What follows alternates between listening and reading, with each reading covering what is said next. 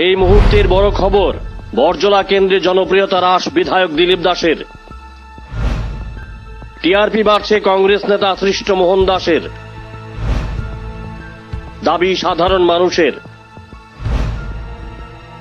বক্তব্য ধরা পড়ল গোপন ক্যামেরায়। কংগ্রেস সিপিআইএমের জোট নিশ্চিত। বরজলা কেন্দ্রে প্রার্থী দেবে না সিপিআইএম, বলেন স্থানীয় কংগ্রেস নেতৃত্ব। কিছুদিন আগে কইছে যে আমি ওই যে রিপোর্টারের কথা কইতেছি, এইখানে এই আপনি কি করেন? আমি চাকরি করতাম পেনশনে। কারণ এইখানে অবস্থা কি? আমি কি অবস্থা? রাজনীতি আমাকে দেখেন, আমি রাজনীতি করি না। আমি চাকরি করতাম পেনশনে এসেছি।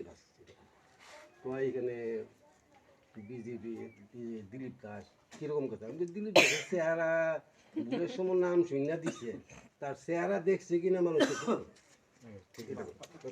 কারে আপনি বেশি ইতান করেন?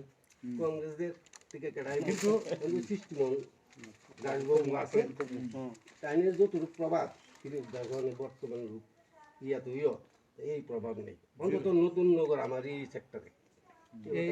চুপ, আপনি যে সম্পাদক কইছেন এই সম্পাদক আমরা লোক এক লোক জুট আর ওনার কইটা বরজলার মধ্যে এবার হয়তোবা সিপিএমের প্রার্থী নাও দিতে পারে। এটা মানে সিরিয়ালি যার পরে এইটাই এই ক্যান্ডিডেটই করবে।